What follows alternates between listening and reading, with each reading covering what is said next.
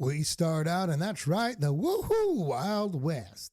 Just to see a drunken cowboy get thrown out of a local saloon. This man is Al Denton, who used to be the fastest gun in town, but now, as you can see, is a drunken mess. He is then bullied by the younger cowboys, even making him sing for his drink. We notice his beautiful friend Liz from the bar, and the bartender noticing what's going on here. How pathetic, watching a drunk sing for your amusement in a bar. Oh wait, that's karaoke. The bully cowboys break the bottle and throw it out into the middle of the road where Al Denton chases it down. His gal pal Liz looks at him disappointingly in the middle of the street. He passes out, and this is when we're introduced to Henry J. Fate, a strange man that's just looking at him. Henry J. Fate is a peddler. Al Denton wakes up from his drunken stupor in the middle of the street and mysteriously finds a gun in which he picks up. He talks to Liz for a minute, obviously confused about this gun that he has found that's in his hand, and headed off into the saloon. The bullies intercept his passage into the bar and start harassing him again to sing his song for a drink. Al looks over sadly at Liz. She doesn't want him to do it at all, but yet he still does. The bully cowboy notices he has a gun in his hand and, of course, challenges him to a gunfight. Why not? He can take on this drunken man. Al Denton obviously doesn't want to do this fight, but when it comes down to it, Al Denton all of a sudden draws and shoots him straight in his shooting hand. Everyone looks around amazed by this fantastic shot. That's right, Mr. Fate even is smiling like a proud papa. People in the bar are now calling our hero Mr. Denton. That's right, Mr. The bully, of course, comes back in for more, and Al hits a circus shot to chase him off. He even refuses a drink before he leaves. Imagine that. His bar girlfriend, Liz, comes up to him and tells him that he's just as good of a shot as he's ever been. He then tells us what he's been living with, and that's the guilt about killing a kid. So he dropped the gun and he picked up the bottle. Mr. Denton realized that everyone around will be aiming for him, literally, just like they were before. But now maybe he is okay with this. In an act of voluntarily unliving himself, he heads to go get a shave because he wants to look good on the day he dies. A clean-shaven Al Denton stands in his apartment where the inevitable happens. A man is sent to let Al know that a gunfighter named Pete Grant wants to meet him the next night at the saloon. Al doesn't want to do this, but he realizes he has to. Al accepts his fate, but still throws in some practice the next day. Then he realizes he has a shaky hand. He then contemplates running away, packing his bag, but stares at this gun and looks out the window where he sees our mysterious friend, Mr. Fate, staring at him. He approaches the mysterious man to talk and questions why he's been following him around. And the mysterious Mr. Fate tells him not to curse the gun he has, but embrace it. Mr. Fate gives Al Denton a potion. Makes him the fastest of the fast, but only lasts for 10 seconds. Then the gunslinger is on his own. He is convinced to take a swig, takes a test shot, and sure enough, it works. He is supposed to drink this. After the first minute, he spots Pete Grant at the bar. He asks what he owes for this magic elixir, and the mysterious salesman just tells him it's basically an act of fate. The bar sits in silence, awaiting the gunslinger that offered the challenge, who soon pulls up with his posse in the saloon. They both draw and fire, landing perfect shots in both of their shooting hands.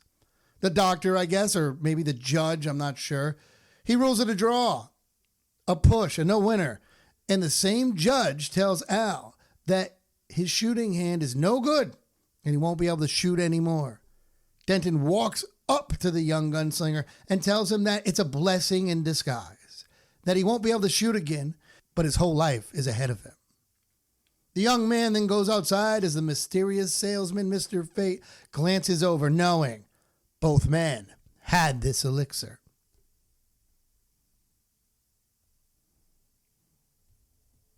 Yeah, it should have. Well, that was fun. Yeah, that's right. It's me, and I'm joined alongside my partner in crime. We'll talk like this the whole time, all right? Doc Wagner. I'm not going to talk like this the whole time. Don't worry about it. But Doc, what's going on, buddy? Well, I appreciate the costume, Buck. Yeah, you like that. It's the closest I came to a cowboy hat. Uh, Yeah. Hey, you fit the part. Yeah, I feel like I should be looking for oil or telling somebody, "Welcome to Jurassic Park." Well, there you One of the two, right? There's one. There's one. An excellent recap. That was you hit all the great points. Thanks. And I'll be honest, I'm figuring it out a little bit. Like I told you, behind the scenes thing for everybody really quick is, we're doing this right now. There's something new for us to be doing. We've been in the entertainment doing stuff like that around, but this is a little different. And, you're trying to figure out how to do the recap, how to make it fast, how to make it fun, get the clips. It's fun though, but I'm learning and it's good. It's good, Doc. The more we do it, the more we talk about it, the more I know what I want to put in there and everything like that.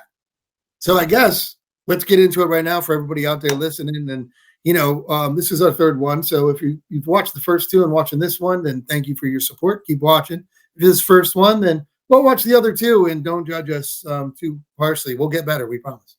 We will. We will. But, so let's get into it. Let us delve into the realm of these performers, exploring their talents and unraveling their intricacies on this stage of shadows and light. Al Denton was played by Dan Durea, and he was often called a heel with sex appeal.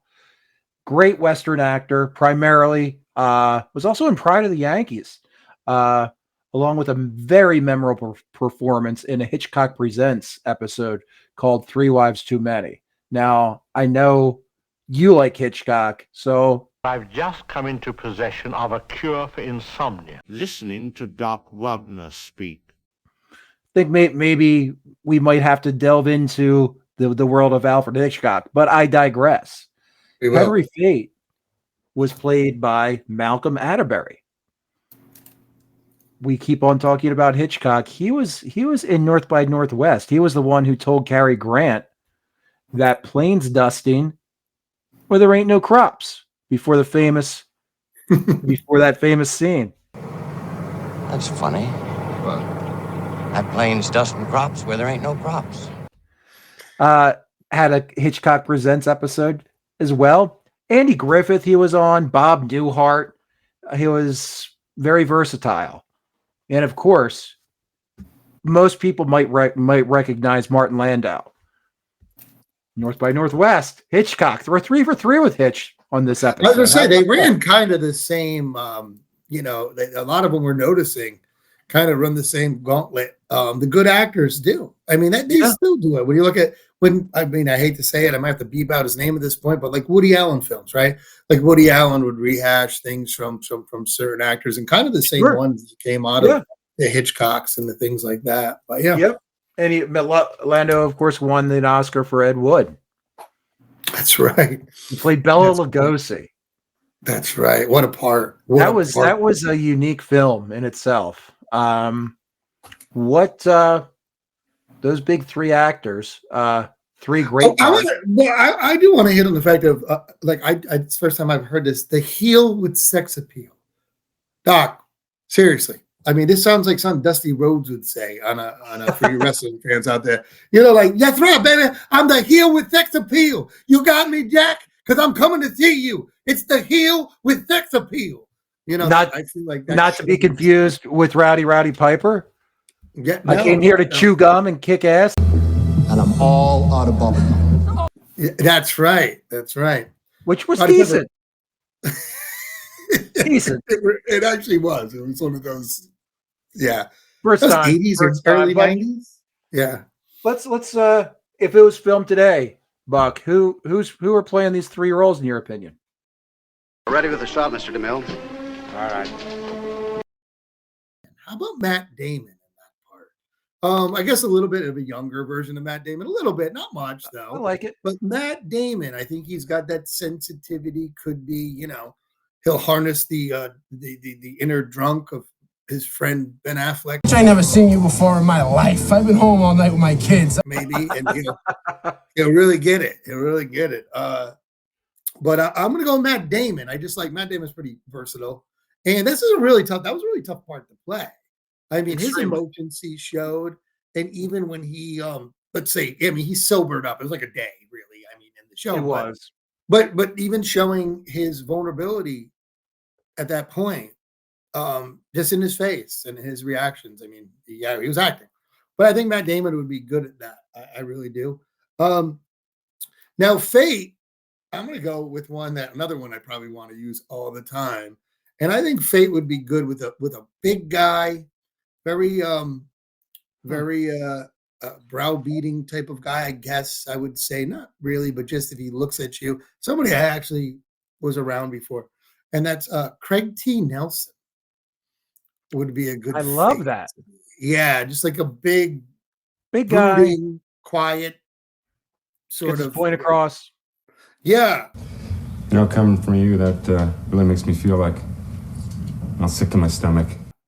Now, Dan, the part that you talked about, played by Martin Landau. Now, if you look at Martin Landau, and I'm sorry, I'm going to put up something right now. I hope, if I don't, please forgive me. Joaquin Phoenix and Martin Landau look alike. They do.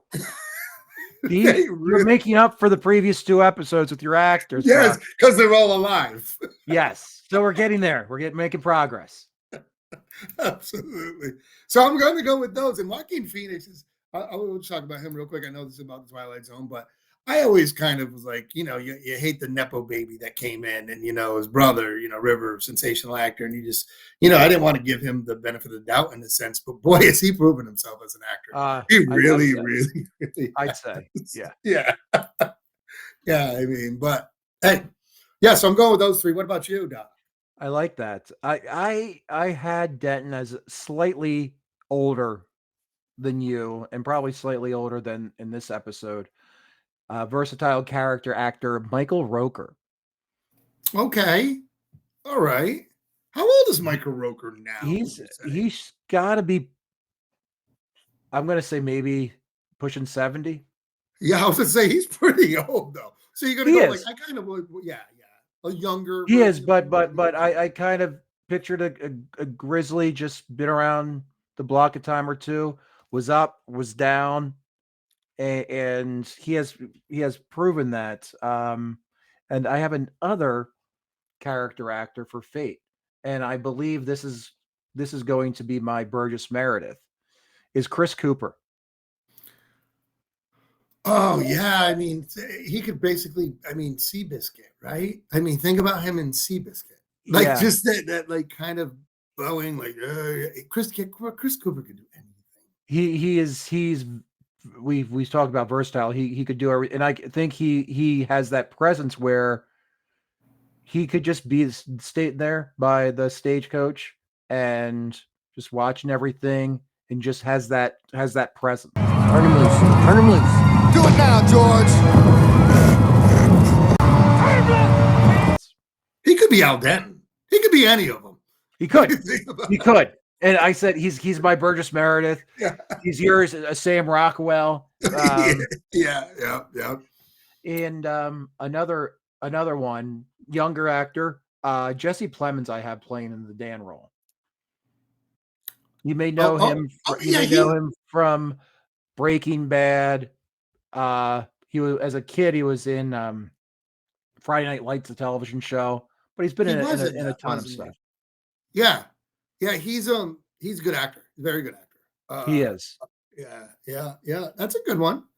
And that would be a good.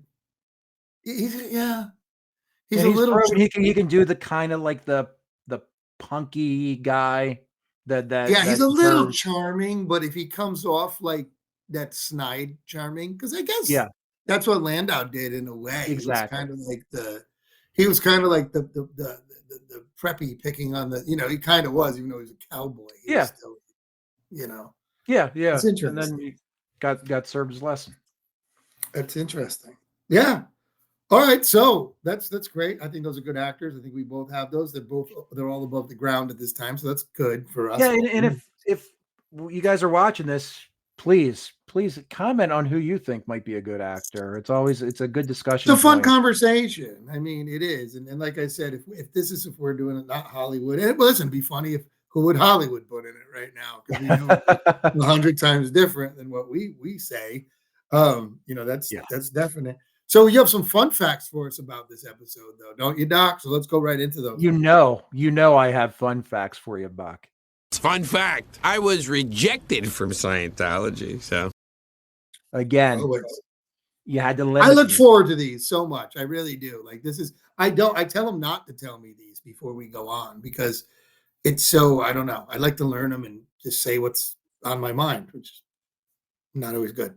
It's all good. It's all good. Well, Serling had a different name for the protagonist in this episode. Actually, the name of Dingle.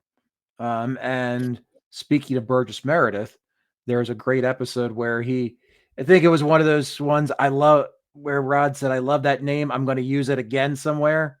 And he moved it into Mr. Dingle the Strong, obviously. Burgess Meredith.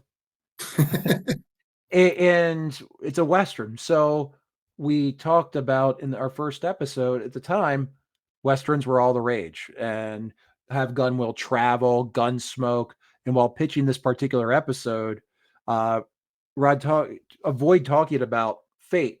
He tried to pitch it as just a strictly Western. The networks weren't interested in fantasy. So it automatically made it nobody would really want it. So he pitched it as a straight Western, which I thought was pure genius.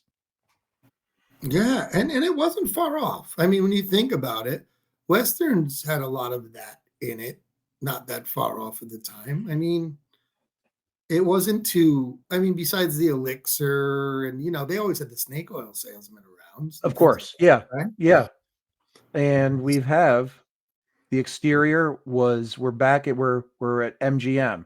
First episode, we were at Universal, of course, but this is MGM Lot 3, which was featured on a number of Westerns. And for those viewers who have seen Man from Shenandoah and Northwest Passage was filmed on the same lot. Pretty cool. I mean, hey, pretty old West town, kind of simple lot. Yeah, no, they have a saloon. It all looks alike. I mean, it's what it is. I mean, but they had to keep it up, Yeah, and it looks. You always wondered that, like, where are these filmed? These towns, But they were there. Yeah, it's one of those things where everything's on the front and there's nothing in the back, right? Just speaking from what you've experienced in the movie business. So we just see the facades and on the other side there's nothing. It's a soundstage, so to speak, right? Yeah. They do a funny there's a funny, well, it's a movie and there's also, they do a play of it. We actually just saw, a friend of mine was in it, and Noises Off. I believe it's Noises Off. And it's funny because one part of it is like them doing the play, they're rehearsing the play. And then the next part is it literally the set spins around, and behind it is the behind the scenes of what's going on. You see they're changing, they're doing, and it's nothing there, but the stairs go this way and that way. And it's pretty neat when you really think about it. But that's how they were. I mean, that's how sets were, and that's how it was. Like, yeah, like a half of, like if you threw a rock, you could probably hit like a car in a parking lot where they filmed that, so yeah, it's very interesting, and they used a lot of them, and it was a long time ago. So they probably used it until they couldn't use it anymore. It's probably been so many more things that we even know about or seen. So that's it. Very interesting. In this episode is not infallible, and we want to pull up the ending when Denton gets shot in the hand. The actor who played the doctor, I don't think has ever did any type of dress rehearsal, because when we see his hand getting wrapped, he just the actor playing the doctor pretty much just gave up and made poor Al Denton bandage the rest of his own hand. All right. In his defense, though, now here's what probably happened. This is what I'm guessing. So they're running the lines, right? And he's wrapping the hand, and he's probably just like, keep wrapping until you get done like the lines, or he just kept doing it while he's thinking, while he's listening, while he's going. And the wrap would just kept on going. So it was probably like, just kept on. It's like, oh shit. And the one actor's probably like kicking him or stepping on his foot, like, hey, dude, we're good with this. Right. I gotta go because right. And that's you're probably right, because he went over to speak to someone else. Yeah, exactly. So he probably was somebody who's just like, so anyway, and just like, I'm not taping, I'm remembering my lines right now. Who knows? Maybe his lines were on the tape and he had to get to the next one. Next one. You do the old Marlon Brando, right? He did that in The Yeah, just Godfather. writing it all over the set with an earpiece in and everything. I think Yeah. Robert Duvall had Brando's lines on his chest. There's a famous picture. I did work with somebody very surprising that uses cue cards. One day, maybe I'll disclose that information. But somebody, let's just put an Academy Award nominee person too, uses cue cards. And let me tell you, reads off a cue card better than I could read if I had the freaking thing forever. Hey, genius. Whatever works. Like Brando. Think about it. Brando's reading the lines like he did. I mean, come on. Yeah. Yeah, I mean, you can take all the method acting and throw it out the window. Cold read. For all you actors out there, just remember that when you look, if your brain can scan and see the punctuations and understand where it's going before it comes out of your mouth, you're special. Good for you. That's it. Yeah. That's it. All right. So that's some fun facts right there. That's all for the fun facts, right? Right, Doc? Yes, sir. All right. So let's go to the symbolism. Symbolism is just too delicious. Yeah, second chances for everybody. Just because you're down and out doesn't mean that you can never get up again. I mean, Denton killed a kid. Didn't mean to. He fell down a very, very dark hole. But fate stepped in, no pun intended. And self-esteem, I think too, because it goes hand in hand with second chances, because we're introduced to Denton. He's literally drinking some type of liquor from a broken bottle, could have like glass shrapnel in it. Yeah. And then at the end, you just need just a little bit of pick me up, and you can be changed. So for that, we're 3 for 3 with feel good episodes here, Buck. Yeah, we really are, and like talk about a more morality story, really. I did see the bottle, obviously, when the bottle was broken, like he's broken, maybe something like that. And once again, reading into it a little bit too much. I have here down lost youth. Lost youth was one of my notes too.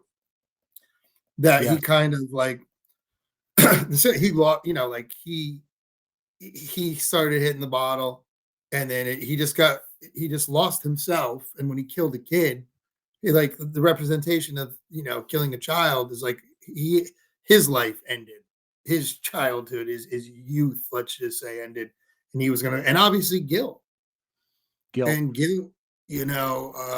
That's the real theme here is how long are you going to punish yourself? And that's really what he was doing. And obviously there were and like I say in the thing, unliving yourself, unliving yourself, whatever I say, because I can't say that word now or we'll get taken off of YouTube and everything. But I do think it has that meaning as well, of somebody who's not, doing it abruptly, but slowly doing it to themselves. Because there's a point there where he accepts, like, okay, that's cool. Somebody's going to come, I'm going to go get a shave, because I want to die that way. Like he's accepting, like, okay, great. Somebody's going to come and kill me. Now the bottle's not going to do it after a while. And then by the end of it, he's like, I have more to live than being a gunslinger and a drunk. And that's pretty feel good. It is. It is. And they'll never be able to fire a gun again. I might be misquoting fate, but well, and let me go for one right here. I'm going to blow your mind, everybody, right now. You know me, Doc. I got one for you right here. Do you find that his name, Al Denton, sounds like al dente a bit, right? Which means you're not done. You're not quite done yet. That's right, Doc. Blew your mind. I love it. One. Al dente, Al Denton. Come on. I know what you're thinking, Rod, when you made that name. That's what it was. Boom. And the guy named Fate, I don't know if you knew that, but that's like Fate. You get now that was an easy that one. I did, yeah. I didn't pick that up. But speaking of Fate, and this is a stretch. Henry J. Fate. There's a very old story called Dr. Jekyll and Mr. Hyde. Do you know what Mr. Hyde's first name is? Well, I'll tell you. Henry J. Kind of like Henry J. Fate. And that is weird that he gives him Coincidence? an initial. Probably, but yeah. Well, I don't know. I would have given him an initial. I believe Rod Serling probably. I'm sure. Well, he's a very well-read. Was a very well-read. I'm pretty sure he man. read Dr. Jekyll. It could be an homage. I could be reading into it. Who the hell knows? But that's one more for you. What do you? Man, this was influences of genetic, hormonal, and environmental influences. We've got so many. What do you have on this one? Well, I went with the Unforgiven, the Clint Eastwood movie there. I mean, it's kind of the they're a little older, everything like that. The Quick and the Dead was also that. I mean, so many, if you went even outside of Westerns, of the, I used to be something, I hit the bottle. I mean, how many of them, right? I went on drugs, right? I did whatever, and then they realized that. You don't understand. I could have had class. I could have been a contender. I could have been somebody. I think this is one of the easy ones in the sense of when it comes to influences and, Shakespearean in a way. There was always going to be somebody has that problem that overcomes that problem, has the guilt because they did something bad, turns this way and then realizes basically get over it, live your life. Don't live with your guilt forever. Yeah. But yeah. What about you? Anything? I think that Quick and the Dead definitely, and so many. I think you actually mentioned it to me. I think that Horseshack had this same thing happen to him in an episode of Welcome Back, Kotter, if I'm not mistaken. You look at me, Arnold. Look at me. What you take, man? Vitamins. The same kind of ones that you take, Freddie. I even got them from the same guy. Oh, I know. Hey, Mr. Goddamn. No, not at all. Not at all. I just wanted to see you do your Horseshack impression. But definitely Quick and the Dead. And I think you're right. I think this particular one, I think Serling did get a lot of influences from and just thinking of one now, I guess I just glanced down and saw the Matt Damon thing on my notepad. And the movie that Ben Affleck was in, somebody down will probably tell me. I forgot what it is right now, and I'll feel like looking it up.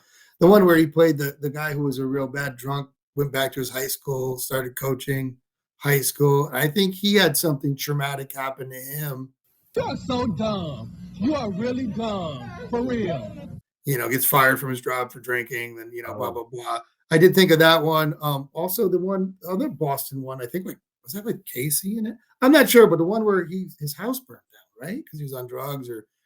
Stupid man! A stupid man! Ow, you're hurting me! Drinking or same thing, and he feels guilty about it. So there's so many of them where somebody screws up. Right. And either you start drinking, doing drugs or something like that, and then they sometimes, obviously if it's a happy movie, they're going to get, some sort of, they're going to come through in the end and everything. So, I mean, really kind of, I don't want to say everything's simple for Rod Serling, but let's make a Western, not too supernatural, because you notice they never even, who knows? Maybe this elixir was nothing. Maybe it was water. Maybe it was all mental. They could argue that. No, it's just a Western. Put it in both of them, and both of them were just crack shots that just needed to know they were. I mean, I'm just saying the argument he could have had to be like, oh, this isn't fantasy. It's not like right in your face. It's not like death showing up. And maybe they both wanted to just be out, and that they both wanted to be out of the gunslinging game, and somehow magically their brains melted. I mean, it's a good. I didn't even think of that aspect, Buck. And obviously the young kid was a representation of him. Of course. That was him. I love the black hat on the young guy, just so stereotypical. He was all black, like everything was black. You had the black 1959.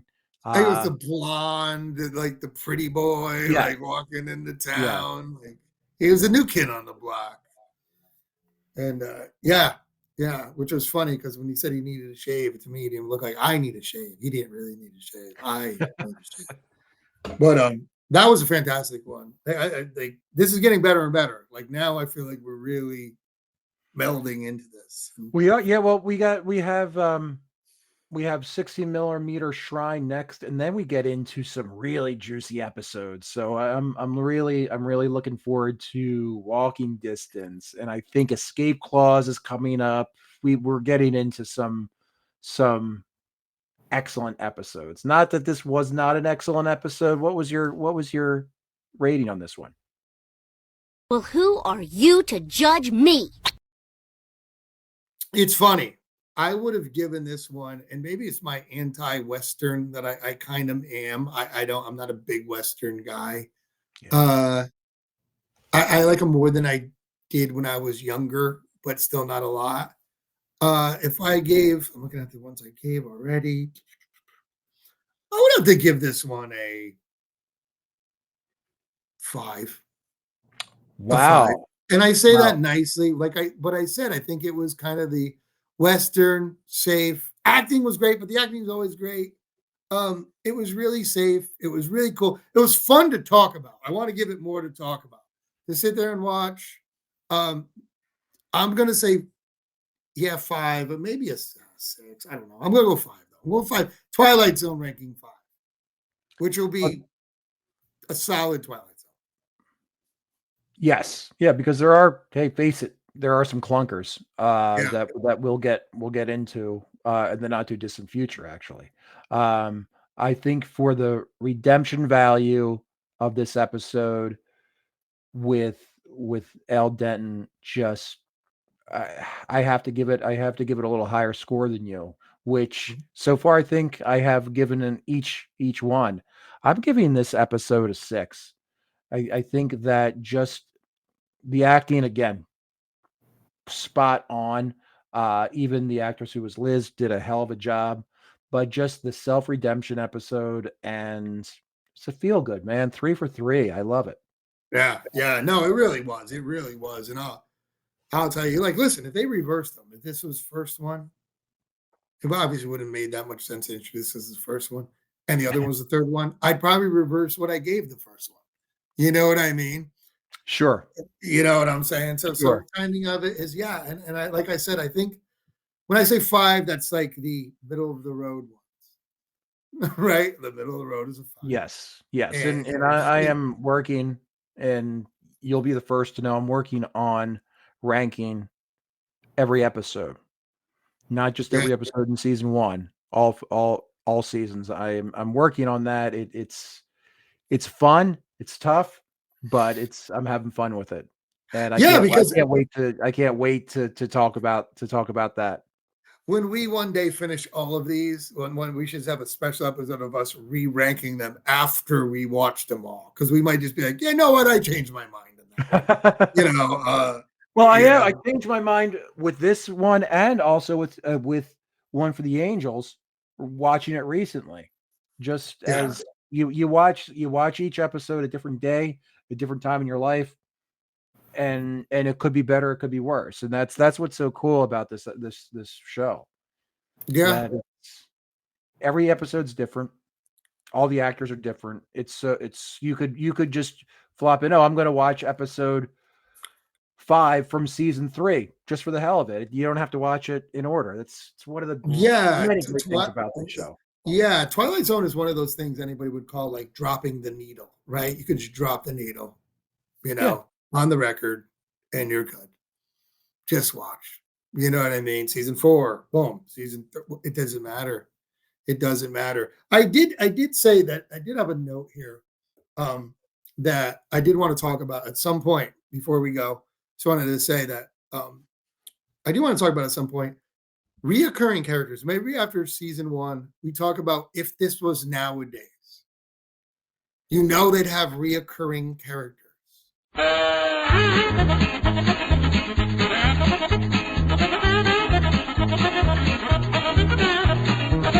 would be one of them from the second one. You know, maybe Fate would be another one. Like well, you have death. Yeah, death is represented in so many ways. Just even in the first season. I mean, we're going to get to one with escape clause in a couple episodes. But like basically as the same character pops. Exactly. Like but having Murray Hamilton or the same that I feel like nowadays they would do that. I mean, once again, comments below if you guys think that would happen, because I think it would. And what characters do you think would? I think that's the easy one. Maybe this Fate character. I think that's what I was thinking of.